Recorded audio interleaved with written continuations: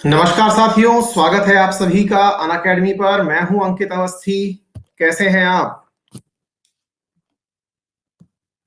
उम्मीद है आप सभी मुझे देख पा रहे होंगे, सुन पा रहे होंगे। अच्छा, नहीं सुन पा रहे? ठीक है, चलिए कोई बात नहीं। अब शायद कोशिश करते हैं एक बार फिर से दिख जाए आपको। लीजिए, अब दिखाई दिए। डन। हाँ भाई, मकसूद, स्वागत है बेटा तुम्हारा। ये टाइम नोट कर लो, क्लास इसी समय हुआ करेगी, है ना? लोड मत लो, शायद तुम नए हो। आइए साथियों, तो शुरू करें। हाँ, मुझे लग गया बेटा, तुम्हारी बात से लग गया। कोई नहीं, आदत डल जाएगी। सुनो मेरे प्यारे साथियों, द पॉइंट इज कि आप लोगों का आज का जो हम सेशन शुरू कर रहे हैं वो है मॉडर्न हिस्ट्री। मॉडर्न हिस्ट्री यानी कि आधुनिक भारत। और आधुनिक भारत को जब हम पढ़ेंगे तो पढ़ने से पहले जो सबसे शुरुआती काम करना होता है किसी भी सब्जेक्ट को पढ़ने से पूर्व, जिसके अंदर हम बुनियाद स्थापित करते हैं, यानी कि उस सब्जेक्ट का फाउंडेशन डिस्कस करते हैं। तो आइए सबसे पहले शुरू किया जाएगा कि आज का क्या है फाउंडेशन। आइए, फाउंडेशन से पूर्व भी हम आपको कुछ और बातें जो नए विद्यार्थी हैं उन्हें बताना चाहेंगे। जो भी विद्यार्थी आज फर्स्ट टाइम आए हैं वो जान लें कि बेटा आपको हमारी क्लास का पूरा कंटेंट जो भी आप पढ़ रहे हैं, इस कंटेंट को आप यहीं पर डाउनलोड करने वाले फॉर्मेट कर लेंगे। इसके लिए यानी कि कंटेंट जो हम पढ़ाएंगे इसके लिए आपको लिखने की आवश्यकता नहीं है, पहली चीज तो ये है, ठीक है ना? और दूसरा मेरे प्यारे साथियों, जब लिखने की आवश्यकता नहीं है तो ये आपको सीधा यहीं से डाउनलोड होने की स्थिति में मिल जाएगा, जो भी हम यहाँ पर उपलब्ध करवाएंगे। दूसरी महत्वपूर्ण बात कि यहाँ पर आपको जो पढ़ाया जाएगा वो हर परीक्षा के इंपॉर्टेंट पॉइंट ऑफ व्यू से तो महत्वपूर्ण होगा ही, लेकिन याद रखिएगा कि मेरे अलावा भी बहुत सारी क्लासेस है जो आपको पढ़नी होती है जब आपने यहाँ एनरोल किया है।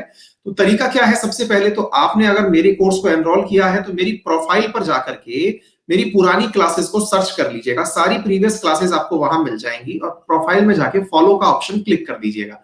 ऐसे ही किसी अन्य सब्जेक्ट की अगर क्लास आपको पढ़नी हो तो सेम यही प्रक्रिया आप वहां अपनाएं और वहां पर भी जिस भी टीचर को, चाहे आपको मैथ में पढ़ना हो, रीजनिंग पढ़नी हो, इंग्लिश पढ़नी हो, जो भी पढ़ना हो, वहां जाकर के उस फैकल्टी के नाम के नीचे फॉलो का ऑप्शन दबा दीजिएगा और वहां से आप उस फैकल्टी की क्लास में एनरोल कर जाएंगे। ठीक है ना? चलिए आगे बढ़ते हैं। तो मेरे प्यारे साथियों, अब हम आपके सामने आज का सेशन शुरू कर रहे हैं। सेशन शुरू करना आधुनिक भारत के बारे में। जब हम आधुनिक भारत की बात करते हैं, आज का ये पूरा जो सेशन है ये आपको इंट्रोडक्शन में जाएगा। इंट्रोडक्शन इसलिए जरूरी है क्योंकि इसके बाद आप प्रॉपर तरीके से कनेक्ट कर पाएंगे कि किस प्रकार का आप लोग मॉडर्न पढ़ने वाले हैं, किस प्रकार के तरीके से। क्योंकि हर सब्जेक्ट के अंदर, चाहे ज्योग्राफी रही हो, पॉलिटी रही हो, हमने हर सब्जेक्ट के अंदर आप लोगों को इंट्रोडक्शन बहुत बुनियादी तरीके से दिया है ताकि आप लोग कनेक्ट कर पाए। तो सबसे पहली बात हम बात करें मॉडर्न के अंदर, क्या है मॉडर्न असल में? मॉडर्न असल में हम लोग कहते हैं कि जब हमारे पास में अंग्रेजों का आगमन हुआ ना, वो मॉडर्न कहलाता है। या तो ये समझिए, विदेशी तो हमारे पास बहुत समय से आ रहे थे। विदेशी कौन आ रहे थे? तो मुगल तो हमारे पास बहुत लंबे समय से आ रहे थे, लेकिन अंग्रेज जब से आना शुरू हुए। अच्छा, अंग्रेज का मतलब हम समझते हैं कि भाई हमारे पास में अंग्रेज ब्रिटिशर्स ही आए, लेकिन अगर आम बोलचाल की भाषा में समझा जाए ना, तो यूरोपियंस का भारत में जो आगमन था उसे हम वर्तमान के अंदर पढ़ते हैं कि यूरोपियन भारत में कब आए। ठीक है ना? तो यूरोपियन भारत में जब से आए तब से हम आधुनिक भारत पढ़ते हैं। लेकिन उसके बावजूद भी जो पेपर में प्रश्न पूछे जाते हैं वो यूरोपियन से नहीं, वो पूछे जाते हैं प्लासी और बक्सर से शुरू करता हुआ आधुनिक भारत। यानी कि कौन सा ऐसा समय था जिसने भारतीयों से उनका अधिकार छीन करके यूरोपियंस को दे दिया था। यानी कि अब यहां पर महत्वपूर्ण है कि विदेशी तो हमारे यहां पर आज से नहीं, 700 बीसी से आ रहे हैं। 700 बीसी से मतलब हम बोलते हैं कि अंग्रेज तो अभी आए थे 1757 के बाद में, लेकिन हम बोल रहे हैं 700 बीसी यानी 1000 साल पहले से विदेशी आ रहे हैं। यूरोपियंस हमारे सामने जब से आए, पहली चीज तो वो पढ़नी होती है। और कौन सा ऐसा काम था जिसके बाद अंग्रेजों ने यहां पर 200 साल तक शासन कर लिया, वो हम वर्तमान परिप्रेक्ष्य में पढ़ते हैं। क्योंकि भारत की जो आधुनिक व्यवस्थाएं हैं, चाहे रेलवे हो, चाहे ट्रांसपोर्टेशन के अन्य साधन हो, या कम्युनिकेशन का तरीका हो, राजनीति हो, संविधान हो, जितनी भी प्रक्रियाएं हम अपनाते हों, चाहे हमारे वोटिंग सिस्टम हो, हमारा ड्रेसिंग सेंस हो, हमारे बोलचाल की भाषा में आई अंग्रेजी हो, ये सब कुछ हमको इसी 200 साल में प्राप्त हुआ है। तो असल में हम ज्यादा पीछे ना जाकर के इस 200 साल को इसीलिए पढ़ते हैं कि हम इस 200 साल के अंदर ये सीख सके कि भारत का कहां से बुनियाद टच होता है। क्लियर? हम कैसे थे, कहां से आए, वो हमको यहीं से पता चलेगा। आइए तो शुरू करते हैं मेरे प्यारे साथियों।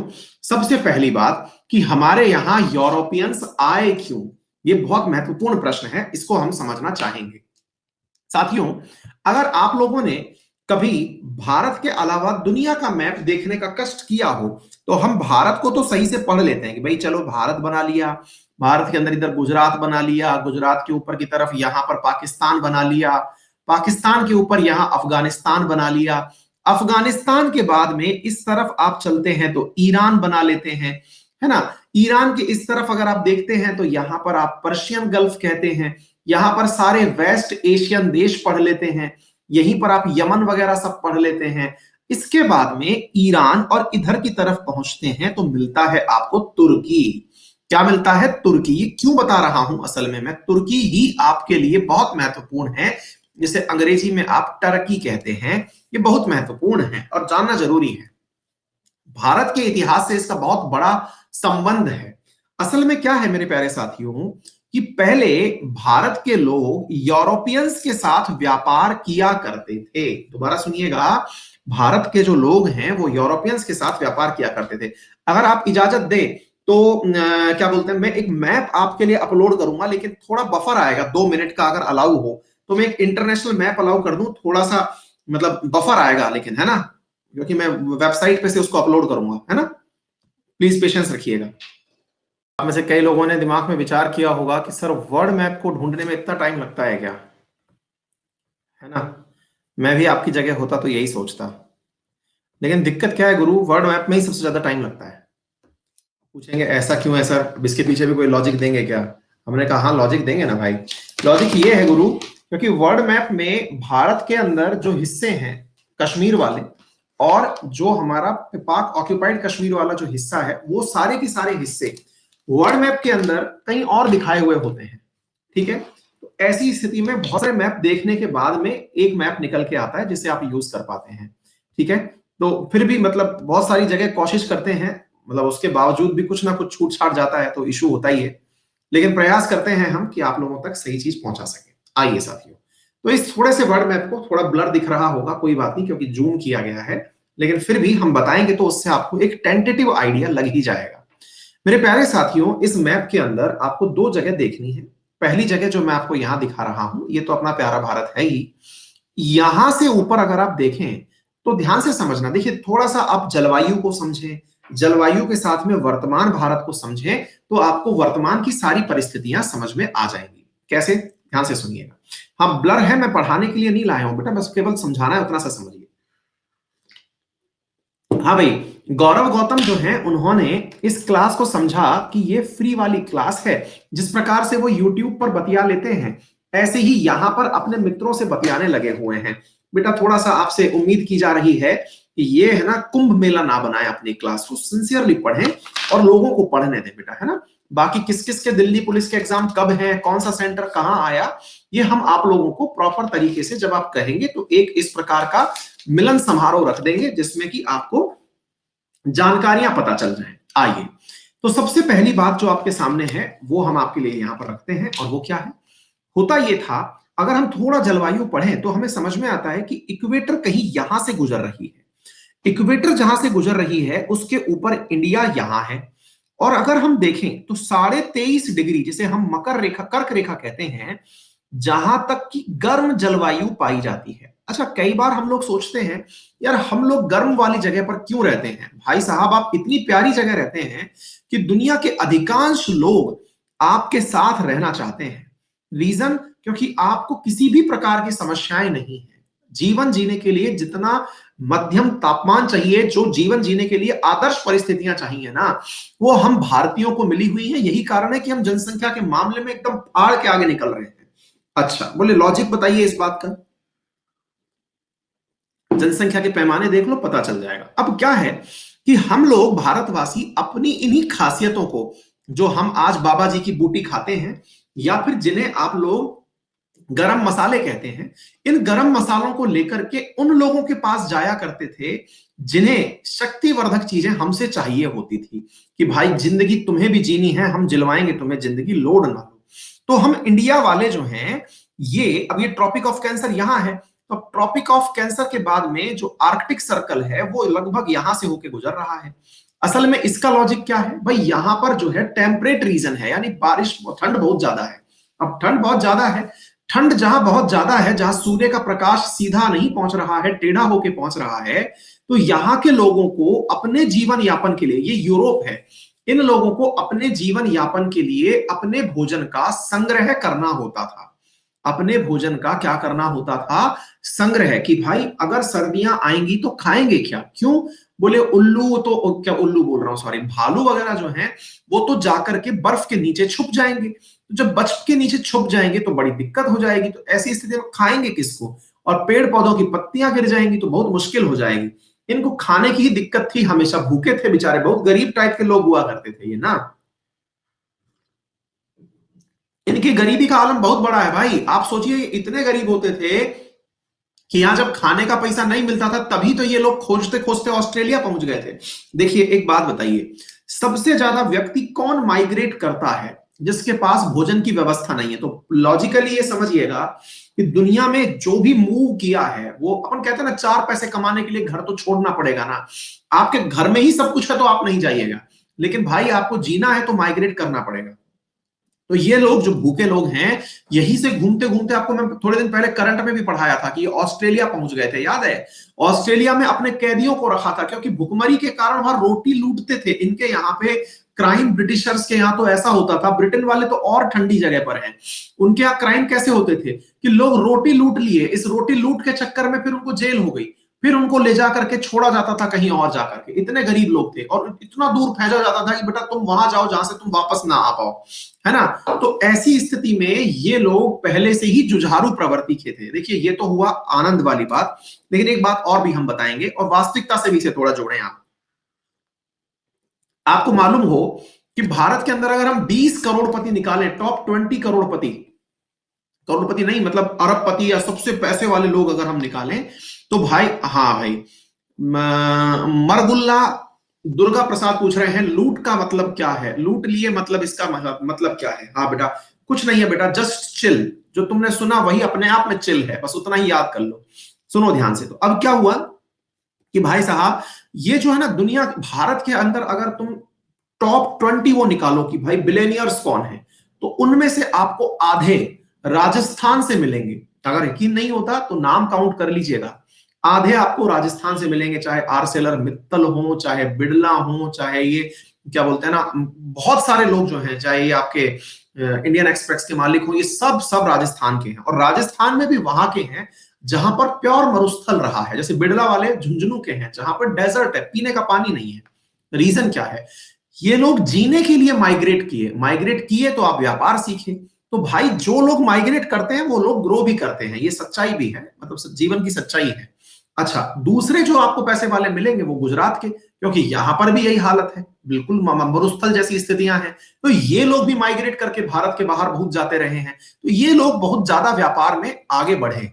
और जहां पर सुविधाएं बहुत थी, जैसे बंगाल, आपको जाकर के बंगाल के कुछ मित्र मेरी क्लास में भी उपस्थित होंगे, वो बताएंगे कि बंगाल में तो राजस्थानियों का अपना मार्केट है, मतलब प्रॉपर तरीके के, और महत्वपूर्ण, आसाम के अंदर मारवाड़ियों का, गुजरातियों के प्रॉपर बड़े बड़े मार्केट हैं, जो कि मतलब सबसे पैसे वाले मार्केट समझे जाते हैं कि हाँ भाई ये तो सबसे पैसे वाले लोग हैं, है ना। रीजन, क्योंकि इन लोगों को तो कभी जाना नहीं पड़ा ना, बंगाल वगैरह इतनी फर्टाइल लैंड पर रहने वाली जगह है जहां गंगा नदी बह रही है, तो यहाँ के लोग कभी गए नहीं, यहां पर आए लोग नौकरी कर रहे हैं, आज भी जाते हैं।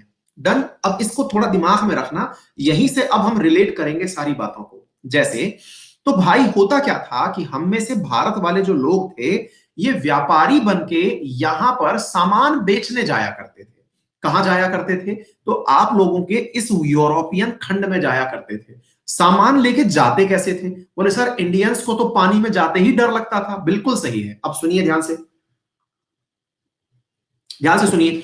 होता क्या था मेरे प्यारे साथियों, ये लोग जाते थे लैंड रूट से होते हुए। लैंड रूट से होते हुए का मतलब हुआ पहाड़ी रास्तों से और जमीन मार्ग से होते हुए जाते थे। तो अब देखो, अब चूंकि इंडिया वाले हैं तो ज्यादा ठंड तो अपन भी नहीं झेल पाएंगे, इसलिए अपन लोग है ना इधर से निकलते थे। इंडिया के ऊपर पाकिस्तान ये वाला क्षेत्र तब अपन का ही हुआ करता था। इसके बाद में जस्ट अपन एंट्री करते थे अफगानिस्तान में। अफगानिस्तान इधर से चाइना वाले आ जाते थे अपने साथ कि चलो साहब हम भी चलते हैं, अपनी चीनी हम भी बेच आएंगे, क्योंकि इनका ये क्षेत्र भी बहुत फर्टाइल है ना। तो यहां पर भी बहुत पैदा होती है, मतलब जनसंख्या भी पैदा होती है, पदार्थ भी खूब पैदा होते हैं। तो बोले चाय और चीनी हम भी बेच आएंगे, रेशम बेच आएंगे। इंडिया वाले बहुत समझदार थे, ये कहते थे बेटा माल तुम्हारा होगा, बेचने हम चलेंगे। तो भारत वाले व्यापारी हुआ करते थे, सामान इनका ले जाते थे। यहां से ये लोग यों निकलते हुए अफगानिस्तान, अफगानिस्तान से जाते ईरान, ईरान से एंट्री करते थे टर्की, और टर्की से मेरे प्यारे साथियों यहां से एंट्री करके ग्रीस में एंट्री कर जाते थे। ये है ग्रीस। आज भी अगर आप पढ़ते हैं तो आप पता होगा, अपन ने हाल ही में भी मैंने बताया है, टर्की और ग्रीस के बीच बहुत तगड़ा विवाद चल रहा है, यूनान जिसे आप कहते हैं। यहां पर छोटा सा हिस्सा जो है ना वो जमीन से जुड़ा हुआ है, बाकी इधर समुद्र है, इधर समुद्र है, और ऊपर बर्फ है। तो हम लोग यहां से कभी निकल ही नहीं पाए। भाई देखो, यहां इतनी बर्फ है कि हमारे जैसे इंडियंस जो लोग हैं, अगर मान लीजिए कि हम लोग जा रहे हैं महाराष्ट्र से या फिर साउथ से, तो यहां पर ये लोग चलते कैसे थे बेटा, घोड़े से जाते थे, है ना। घोड़े से जाया करते थे, तब घोड़ा चलता था पैरों पे, आज घोड़ा चलता है उंगली से। तो भाई अब होता क्या है कि ये लोग यहां से जाया करते थे और अपने साथ में बहुत सारा सामान, असला, मतलब ये सब चीजें लेकर के प्रॉपर तरीके से यहां बेचते थे, और व्यापार करके जो धन मिलता था उस धन को लेकर के ये वापस इसी रूट से आते थे। चूंकि इस रूट से बहुत अधिक मात्रा में रेशम का व्यापार हुआ करता था, इसलिए इसे सिल्क रूट के नाम से भी जाना जाता है। सिल्क जो कि भाई कम वजन वाला होता था। भाई सिल्क की खासियत क्या थी? सिल्क की खासियत यह है कम वजन वाला होता है, तो ज्यादा मात्रा में ले जाया जा सकता था, और ज्यादा मात्रा में ले जाया जा सकता था तो इस वजह से फिर क्या होता था कि ज्यादा मात्रा में गया तो उसकी वजह से व्यापार भी, धन भी ज्यादा मिला। और दूसरी सिल्क की खासियत होती है गर्मी में पहनोगे तो ठंडा लगेगा और सर्दी में पहनोगे तो गर्म लगेगा। तो आज जो चाइना कहता है कि हम सिल्क रूट डेवलप करना चाहते हैं, ओल्ड सिल्क रूट, वो असल में इसी रूट की बात करता है, और इसलिए वो भारत से कहता है कि आजा भाई चले साथ में। लेकिन भारत कहता है कि बेटा अब व्यापारी भी तुम ही हो गए हो और सामान बेचने वाले भी तुम ही हो गए हो, तो फिर हम क्या वहां मतलब टुनटुना बेचेंगे, घंटी बेचेंगे, हम क्या बेचेंगे? तो ऐसी स्थिति में भारत जो है यहां पर इनके साथ जाता नहीं है। ठीक है, तो यहां पर भाई स्थिति यह है कि ये प्रॉपर वाला जो रूट जिसे आप लोग आज के समय में सिल्क रूट रिवाइवल कहते हैं, अब चूंकि कंडीशंस इतनी बढ़िया से डेवलप हो गई हैं कि चाइना वालों ने तो और भी रूट तलाश लिए हैं। वो कहते हैं कि तुर्की के ऊपर निर्भर क्यों रहना, चलो ना सीधा रशिया से चलते हैं। तो आजकल तो चाइना ने नया रूट रिवाइव कर दिया है, बोले हम तो ठंड में भी जा सकते हैं भाई, हम तो ट्रेन में बैठ के जाएंगे ना। तो यहां से भाई ये होते हुए निकलते हैं। क्लियर है? चलो आगे बढ़े। अब क्या हुआ, ये जो कहानी है, इस कहानी के किरदार इसलिए महत्वपूर्ण हो जाते हैं। फिर आप पूछेंगे यूरोपियंस के भारत आगमन से क्या लेना देना? अब आ रहे हैं, रुको बेटा। तो अब हुआ ये कि ये काम बढ़िया से चल रहा था जब अपने यहां पर मुगल्स थे ना। आप में से कई लोग समझेंगे कि सर आप एक बात बताइए, अफगानिस्तान से, ईरान से, सऊदी अरब से, यहां से बहुत लोग हमारे पास पहले भी लूटने आए थे, मंगोल से मंगोलियंस आए थे, हमारे पास लुटेरों की कमी नहीं रही। हमने कहा ना हम व्यापारी रहे हैं हमेशा से, व्यापारी लुटता है बेचारा ना। कभी आपने सुना है कि जो लुटेरा था उसी को किसी ने लूट लिया? नहीं सुना होगा। आपने हमेशा देखा होगा कि किसी जवाहरात के व्यापारी के घर पे छापा पड़ गया, लूटने वालों ने किसी जूलर को लूट लिया, बैंक के कैशियर को लूट लिया। लुटेरे यही तो करते हैं, जिसके पास है उसी से तो लूटेंगे ना जी। आपके पास देखिए, पहले इसको समझिएगा कि हम लोगों की औकात थी तभी तो आते थे बेटा। हमारे पास धनी नहीं होता तो हम, हमारे पास कौन आता? इज्जत फील करिएगा इस चीज में, ठीक है। तो ऐसी स्थिति में ये जो लोग यहां से हमारे इंडिया आया करते थे, ये इंडिया में आने वाले लोग अफगानी भी हमारे भारत में क्यों आते थे? वो यही सोचते थे यार इनके पास इतना पैसा कैसे है। तो अब आप पूछेंगे, तो बोले फिर एक बात बताइए सर कि इस वाले रूट के अंदर तो अफगानिस्तान पड़ता ही था, तो आप जब जाते होंगे तो रास्ते में लूट लिए जाते होंगे, उसका क्या कीजिएगा? तो मेरे भाई इस तरफ जब आप रास्ते में लूट लिए जाते थे, अगर आपने अंग्रेजों का शासनकाल भी पढ़ा हो तो अफगानिस्तान विजय उसमें महत्वपूर्ण रूप से पढ़ी जाती है। इसी प्रकार से अफगानिस्तान आज भी हार्ट ऑफ एशिया क्यों कहलाता है, उसके पीछे भी रीजन यही है, क्योंकि अफगानिस्तान असल में रास्ते में पड़ने वाला सोमालिया के लुटेरों की तरह एक जगह है जहां पर लुटेरे लूटते हैं। इसलिए रशिया हो या अमेरिका हो, इस जगह पर हमेशा कब्जा करना चाहते हैं। ये वो मिडवे है जहां के लोग एकदम भूखे नंगे हैं और वो सारे की सारी काम लूटने खसोटने वाले ही करते हैं। इसलिए हर देश चाहता है कि यहां पर अपनी सेटिंग बैठी रहे।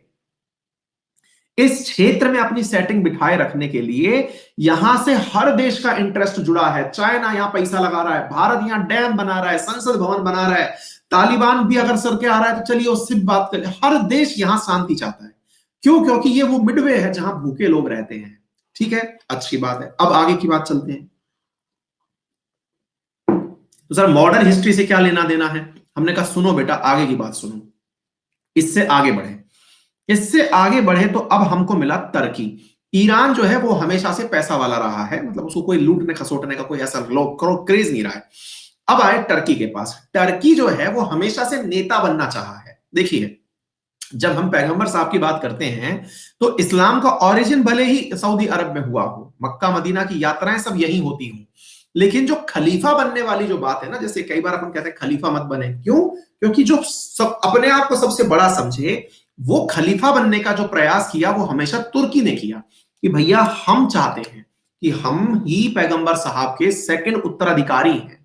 खलीफा क्या होता है? खलीफा होता है पैगंबर साहब ने, जिसकी मतलब एक प्रकार से समझिएगा कि इज द कोऑर्डिनेटर बिटवीन पैगंबर साहब and the other Islamic peoples. ठीक है, यानी कि मुस्लिमों का सबसे बड़ा नेता, दैट इज खलीफा। इस खलीफत के कारण ही भारत में भी खलीफा आपके आंदोलन हुआ था, खिलाफत आंदोलन जिसे आप कहते हैं। असल में वो खिलाफत नहीं था, वो खैलीफेट था। हम लोग खिलाफत बोलते हैं। ठीक है, खैलीफेट बोले तो खलीफा के लिए होने वाला। अच्छा, तो अब क्या हुआ? अब क्या हुआ मेरे प्यारे साथियों कि ये वाला जो रूट था, इस रूट के अंदर तुर्की बीच में पड़ता था और इधर की तरफ था यूरोप। देखिए, जो भी कम्युनल वायलेंस है ना, वो आज का नहीं है, ये बहुत समय से चला आ रहा है। पहले कम्युनल वायलेंस होता था यूरोप वर्सेस ये जो बाकी रेस्ट एशिया वाला क्षेत्र है, जिसे आप वेस्ट एशिया कहते हैं। इसके अंदर तो इस्लाम और दूसरी तरफ इधर की तरफ क्रिश्चियनिज्म यानी ईसाई, इनके बीच में पहले से भी युद्ध रहे हैं।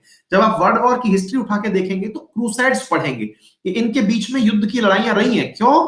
क्योंकि यहां पर अगर मैप के अंदर थोड़ा और डिटेल में चला जाए तो इसी के बगल में मेरे प्यारे साथियों यहां एक देश पड़ेगा जिसको कि हम लोग पढ़ते हैं इजराइल के नाम से। फिलिस्तीन इजराइल, आज मॉर्निंग में भी मैं बता रहा था, वो देश है जहां पर यहूदी चाहते हैं या फिर ईसाई चाहते हैं कि हमारा जो धर्म का ओरिजिन है वो यहां से हुआ, तो वो क्षेत्र हमारा हो।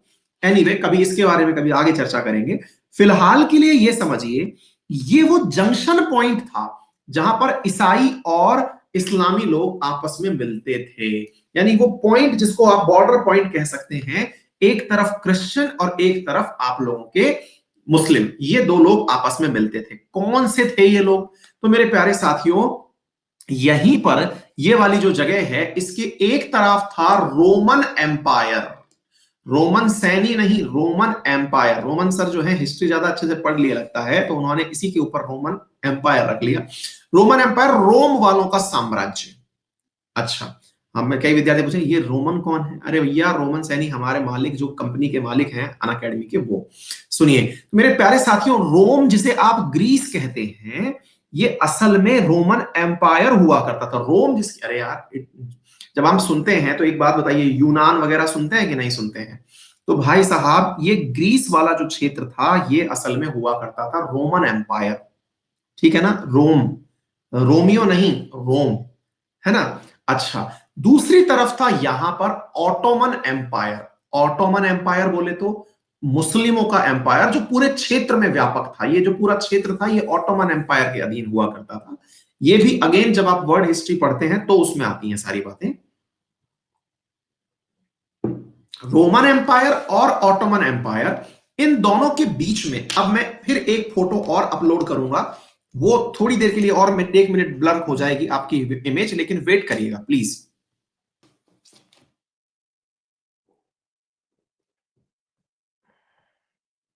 हाँ जी, देखिए अब ध्यान से देखिए, हम पहुंच गए अब इस मैप से इस मैप में। मैंने आपको जो ये क्षेत्र दिखाना था, अब इसको मैं यहां पर लेकर के आ गया। ठीक है, इधर देखिए, अब यहां पर ध्यान से देखने का प्रयास करिए। ये जो तुर्की आपको दिख रहा है, अब हम यहां पहुंच चुके हैं, क्लियर है। हम ईरान से आए और ईरान से घुस गए तुर्की में। तुर्की से टिकटॉक टिकटॉक अपना घोड़ा चलता जा रहा है और पहुंच गया इस जगह। देखो बाकी सब जगह तो भरा हुआ है पानी। ये है आपका वर्तमान में ग्रीस। ग्रीस और तुर्की का बॉर्डर यहां जुड़ा हुआ है। इधर की तरफ अगर आप देखें, इतना सी जगह ए बेटा जहां पर दो समुद्र के बीच में लैंड हो, उसे हम इस्थमस कहते हैं। क्या कहते हैं? इस्थमस। ये शब्द है इस्थमस, है ना, याद कर लीजिएगा। जैसे स्ट्रेट कहते हैं दो जल को जोड़ने वाली जल संधि को, ऐसे ही लैंड को, दो समुद्रों के बीच में जो लैंड मास होता है उसे इस्थमस कहते हैं। अब ये वाली जो जगह है ना, इस जगह जहां आज इस्तांबुल लिखा देख रहे हैं, असल में ये हुआ करता था कुस्तुन तुनिया।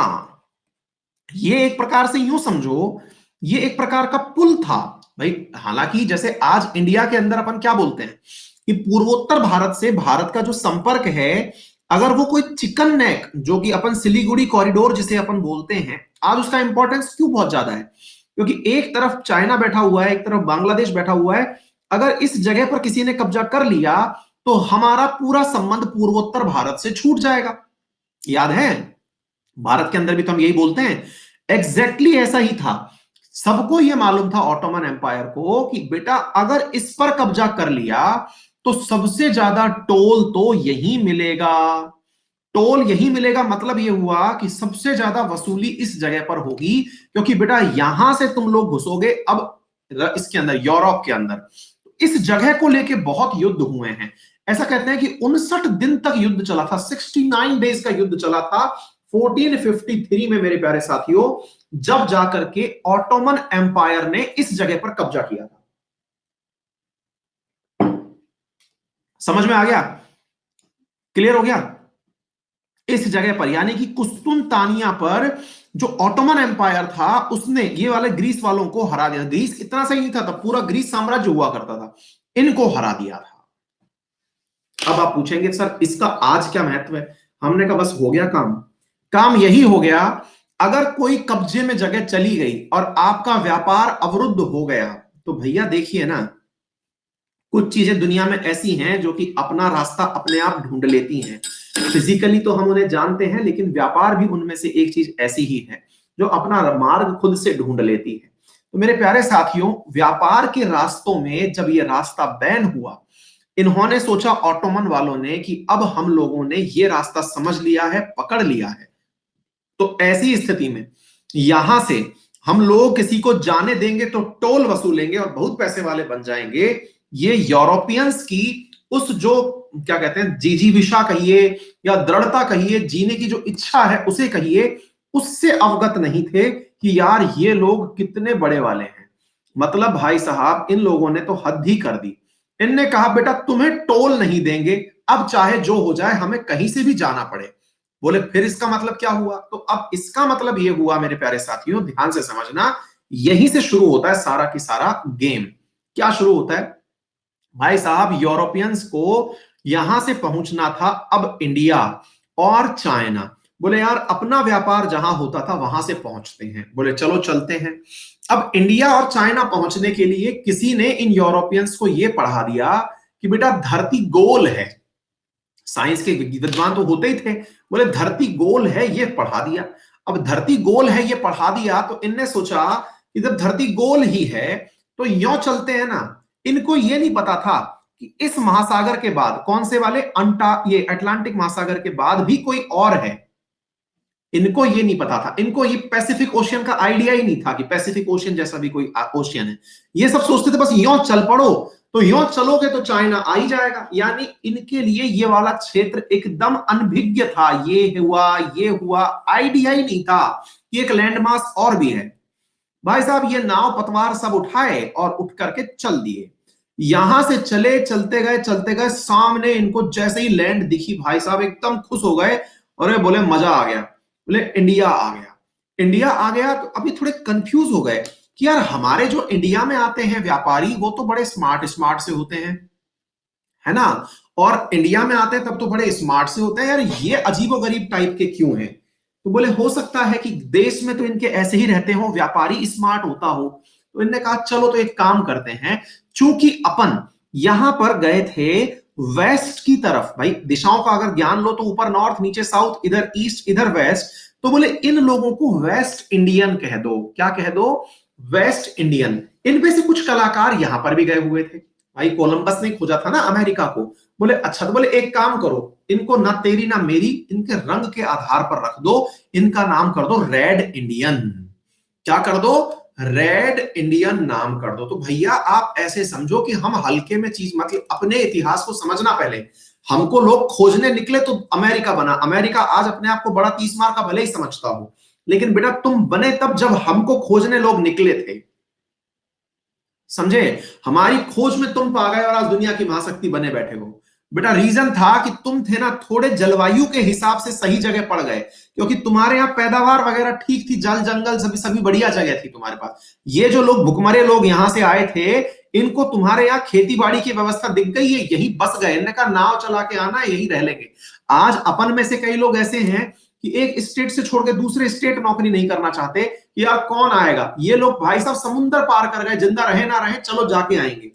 यही तो है ना इनके अंदर, भाई मरता क्या नहीं करता, तो ये बेचारे गरीब लोग यहां पहुंच गए। ऐसे ही यहां से इटली वाले जो हैं ये निकले, ये स्पेन वाले निकले, पोर्तुगीज निकले, थोड़े नीचे की तरफ चले गए, और इन्होंने, अब ये क्या थे ना, जो इटली वाले लोग हुआ करते थे ये लैटिन भाषा बोला करते थे, है ना, हमने उसमें आर और लगा दिया, लेकिन ये लैटिन भाषा बोला करते थे, और ये जो लैटिन भाषा बोलते थे उस भाषा के कारण इन्होंने जिस क्षेत्र को कब्जे में लिया, भाई साहब ये वाला क्षेत्र आप लोग लैटिन अमेरिका के नाम से पढ़ते हैं। किस नाम से पढ़ते हैं? Latin America. लैटिन अमेरिका का मतलब समझे? लैटिन अमेरिका का मतलब हुआ वो क्षेत्र जो कि लैटिन भाषा वाले लोगों ने खोजा था, वो लैटिन अमेरिका कहलाया, उससे ऊपर वाला अमेरिका हो गया। चलिए अच्छी बात है। अब लेकिन इनकी खोज तो पूरी हुई नहीं, इनने कहा हमका मसाला चाहिए, तो मसाला चाहिए तो वो मतलब जो यहां पर बैठा हुआ रेड इंडियन था वो भाले वाले लेके आ गया कि बेटा आओ तुमको मसाला दें। तो ये समझ गए कि ना ना यहाँ तो अभी कब्जा करना पड़ेगा, ये वो लोग नहीं है जिनसे मसाला मांगा जा सके। तो मसाला मांगने के लिए फिर बोले अब क्या किया जाए। फिर पुर्तगालियों के पास बैठ करके एक संसद बैठी, उसने कहा कि चलो यार देखो गलत दिशा में निकल गए, ये कोई और महासागर है, अब दूसरा महासागर क्रॉस करना पड़ेगा, और पता नहीं धरती कितनी बड़ी है, दिक्कत हो जाएगी। तो ऐसी स्थिति में ये लोग सोचे कि एक काम करो बेटा, जब ऐसा हाल है तो वो लोग जैसा बताया करते थे कि हम तो कहां से आते हैं, बोले बस कहने से ही आवे हैं साहब, बिल्कुल नजदीक से ही आवे हैं साहब। बोले अच्छा, तो बोले एक काम करो यार, यहां से तो ये जाने देंगे नहीं, इधर की तरफ लैंड है उस पर ऑटोमन्स का ही कब्जा है। बोले एक काम करो, नीचे से चलते हैं। नीचे से चलने लगे चलने लगे चलने लगे। अब बोले कितना नीचे चले? अब भाई इनमें से कई लोग जो है वो यहां पर विश्राम ले लिए, विश्राम मतलब रेस्ट कर लिए। बोले चलो यहां थोड़ा रेस्ट कर लिया जाए ताकि अपन थके ना। भाई साहब कईयों का यहीं पर रेस्ट इन पीस हो गया। कहां पर? अफ्रीका में। क्यों? क्योंकि भाई साहब यहां पर तो मतलब इनका जिंगालाला हो गया, मतलब यहां के लोगों ने उनको लपेट लिया कि आजा बेटा। तो भैया ये तो यही निमट लिए, ये इससे दूरी बना के चलते थे कि बेटा दूर दूर निकलो इससे, क्योंकि यहां पे खत्म हो जाएंगे, और नाम ही डाल दिया इसका डार्क कॉन्टिनेंट। बोले ना भाई ये अपने बस की बात नहीं है, अपन नहीं चलेंगे इसमें, ये अंधा है। जैसे अपने नहीं होता भाई, कोई कोई जगह अंधेरी जगह होती है अपन उससे दूर से भागते हैं, ये दूर से कई गए थे यहां पे भी, बोले यहां पे ढूंढ लें, लेकिन भाई यहां पर उनका जिंगा लाला हो गया, वो सब लोग निकल लिए यहां से। अब ये लोग बचते बचाते पहुंचते गए। अब बेचारा कितना चले कोई नाविक, चलता गया चलता गया चलता गया, उसको यहां जाके भाई थोड़ी शांति मिली, क्योंकि ठंड आ गई यहाँ पे। कैसे ठंड आ गई? देखो यहां पर है ट्रॉपिक ऑफ कैप्रिकॉन, और यहां से अगर आप चले हो तो ट्रॉपिक ऑफ कैंसर के ऊपर से चले हो तो ट्रॉपिक कैप्रिकॉन बिल्कुल टेम्परेट जैसा रीजन यहां पर आ गया। यहां जाके इसको लगा कि यहां लोग थोड़े ठीक ठाक मिलेंगे, यहां उसने रेस्ट किया। जो पुर्तगाली यहां रेस्ट किया उसका नाम था बोर्थो लैम्पू। बोर्थो लैम्पू, बोर्थो लेम्पू, और उसने यहां पर रेस्ट किया 1487 में। 1453 के अंदर की कहानी थी, 1487 के बोर्थोलैम्पू डियाज कहते हैं, बोर्थोलैम्पू डियाज, उसने यहां रेस्ट किया और उसको एक प्रकार की यहां पर शांति मिली। क्या शांति मिली कि भाई साहब अब हम हमारे लौटने के दिन आ गए हैं, अब हमारी घर वापसी होगी, खुश हो गए, अब हम इंडिया चलेंगे, हम अब इंडिया चलेंगे, इस तरह से ये करने लग गए। भाई यहां पर उम्मीदें बढ़ी इनकी, इसलिए इसका नाम दिया गया Cape of Good Hope, Cape of Good Hope. ये आज भी साउथ अफ्रीका के अंदर है। मैं कह रहा हूं ना, दुनिया ने भारत की खोज में क्या कुछ नहीं किया, कई शहर बसा दिए भाई, तो कई शहर बसा दिया। अब एक विद्यार्थी पूछ रहे उनको पता कैसे चला इंडिया, बेटा हिट एंड ट्रायल है, इंडिया इतने नीचे तो होगा नहीं, लेकिन कईयों ने कह रखा था कि हम रास्ते रास्ते आते थे तो यूं आते थे। अब भाई रास्ते रास्ते आते हो तो यूं आते हो, तो तुमसे पानी के माध्यम से पहुंचा जाएगा तो यूं पहुंचा जाएगा, कहीं से तो खोजा जाएगा ना। हिट एंड ट्रायल चल रहा था भाई, हिट एंड ट्रायल चल रहा था। तो बोर्थोलैम्पू डियाज जो है वो यहां पर पहुंचे, इन्होंने यहीं पर आराम कर लिया और लोगों को जाके लौटा के बता दिया कि मैंने वो धरती का कोना ढूंढ लिया जहां के बाद जगह लौट रही है। अच्छा, बोले ठीक है। अब ये बोर्थोलैम्पू जो है इनको इन्फॉर्म कर दिया पुर्तगालियों को, पुर्तगाल यहीं पर है बिल्कुल कॉर्नर पर।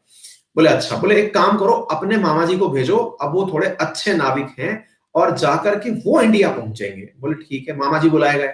तो आए भाई साहब वास्को डिगामा, तो वास्को डिगामा आए, बोले हम जाएंगे प्रॉपर तरीके से। और भाई साहब वास्को डिगामा आए और आकर के पहुंचे, धीरे धीरे चलते चलते चलते चलते और पहुंच गए। वास्को डिगामा की भारत यात्रा संपन्न हुई। यहां पे उन्होंने कंफर्म किया, लोगों ने मलयालम में उन्हें आंसर दिया कि हाँ साहब आप सही जगह आ गए हो, आप कालीकट में उतर गए हो। तो मेरे प्यारे साथियों 1498 में जाकर के वास्को डिगामा इंडिया आता है।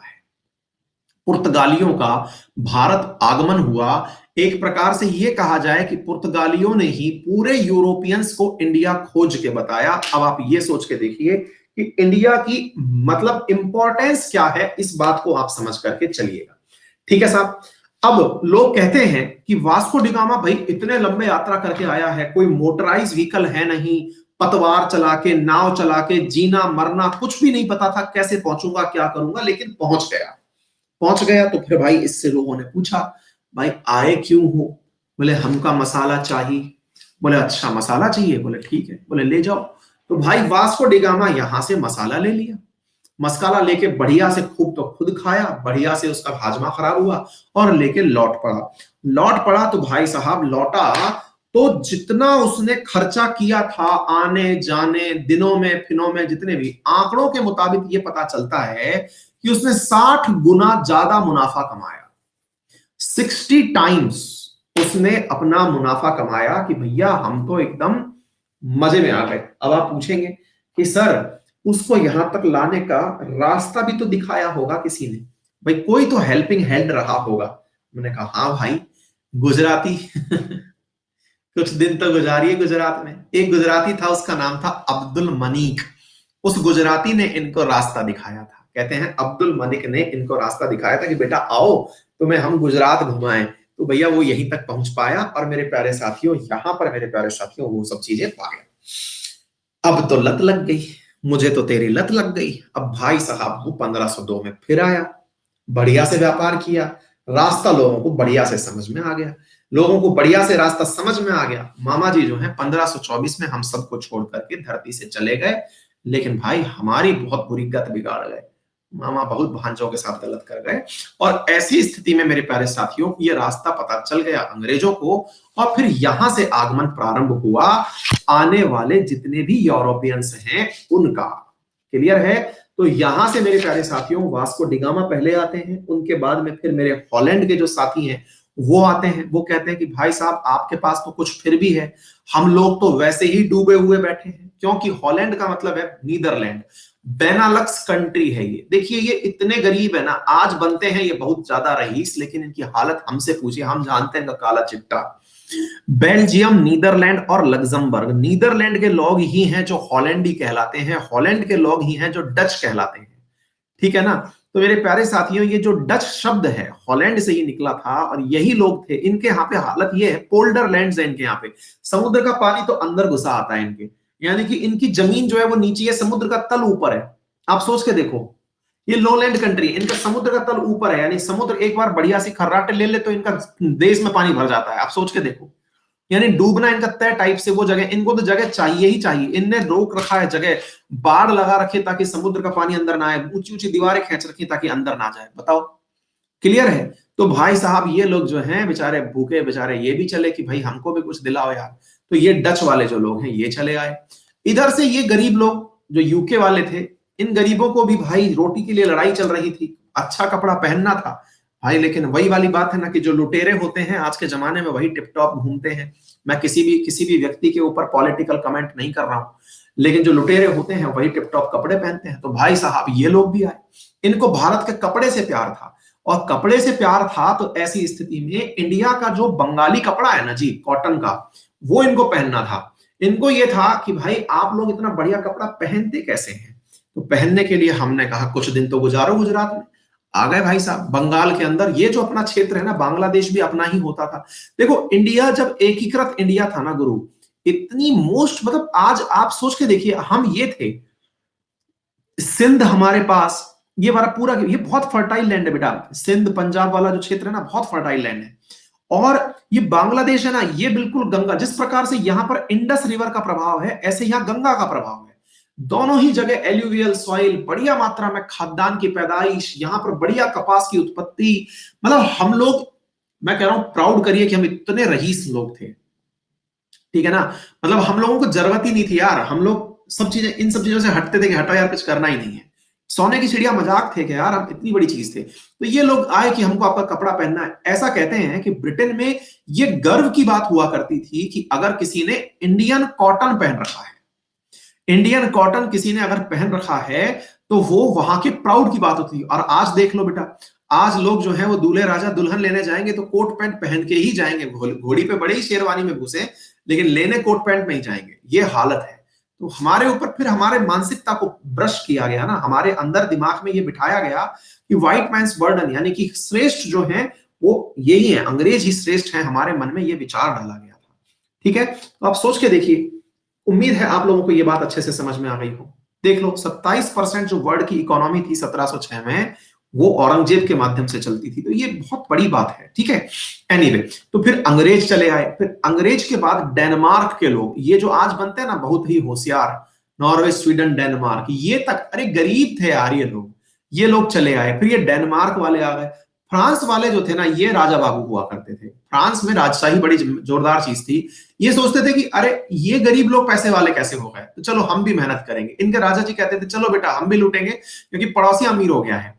फ्रांस इन लोगों से हमेशा आगे रहा है, ठीक है। फिर फ्रांसीसी आए, बोले चलो यार हम भी चलते हैं। अच्छा, अब इधर की तरफ जब डेनमार्क वाले आ गए, तो स्वीडन वाले आज दुनिया को नोबल बांट रहे हैं, लुटेरे कहीं के। हमारे यहां पर ये लूटने चले आए थे, समझे, ये लुटेरे हैं सब, आज अपना मुकाम बढ़ के बैठे हुए हैं। फिर आए स्वीडिश लोग भारत के अंदर, क्लियर। तो ये है मेरे प्यारे साथियों आपके भारत में विदेशियों का आगमन।